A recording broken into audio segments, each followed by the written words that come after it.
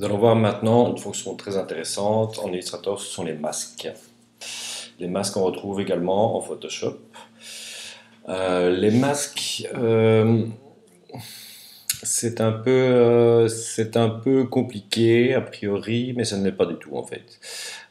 Pourquoi utiliser des masques? Je vais prendre un exemple pour expliquer ce que c'est qu'un masque. Voilà, je vais prendre par exemple une étoile.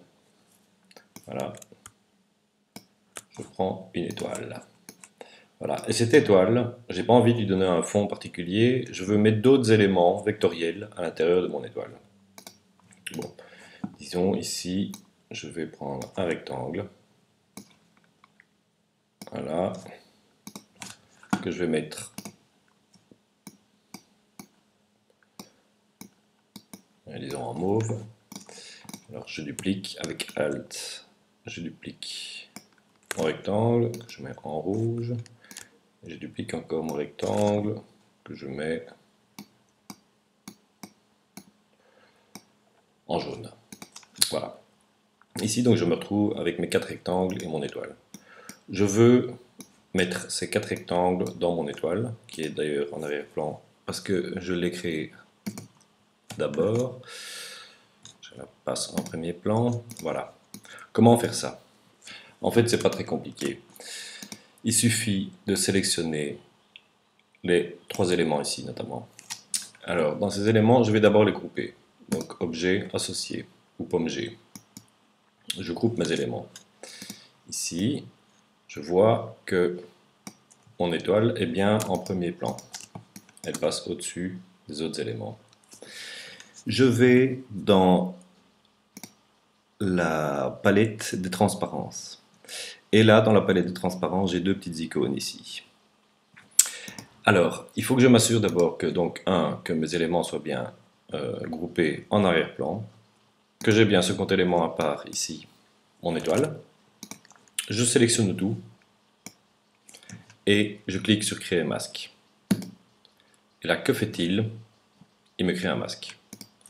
Voilà, l'étoile sert de masque au fond, c'est-à-dire qu'on ne voit plus les tracés qui sont encore là derrière, mais en fait l'étoile réagit comme un bloc InDesign, en fait, un bloc image. Voilà, elle n'affiche que l'intérieur de l'étoile et pas l'extérieur. Ça, c'est bien pour ce genre d'exercice. Alors, ici, ma teinte est légèrement différente de ce que j'avais. Pourquoi? Parce que mon étoile est bleue. Donc ici, si je clique là, j'active mon masque uniquement, l'étoile. Et je vois effectivement qu'elle est bleue ici. Donc si je la mets en blanc, voilà, ici en 0, magenta 0, yellow 0, voilà. Ok, là on voit que j'ai bien les teintes originales. Donc je peux jouer sur les 2 petites icônes ici. Je peux les activer avec le cadre qui devient orange. Voilà, là je suis sur l'intérieur du masque.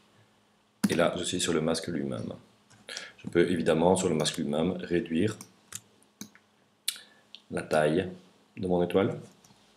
Voilà, ici, réduire ou agrandir mes éléments. Voilà un peu comment fonctionnent les masques, avec le gros avantage que je peux venir déplacer mes éléments si je ne suis pas satisfait du résultat.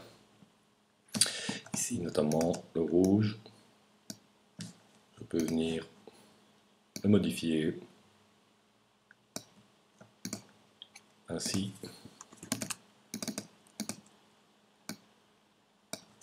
Voilà, je peux avoir ce genre de résultat. Et ne pas oublier de bien grouper tous les éléments qu'on veut incruster dans le masque et mettre le masque à part. Donc voilà, effectivement, si je sélectionne tout, j'ai bien mon masque. Évidemment, je peux annuler mon masque à tout moment. Donc je peux switcher du masque lui-même, ici avec cette icône-ci, pour le transformer, l'intérieur, mais je peux annuler mon masque carrément. Et là, je retrouve mes éléments qui sont séparés. Ceux-ci, je peux évidemment les découper, dissocier, et mettre ce que je veux à l'intérieur de mon étoile. Je peux tout modifier à tout instant.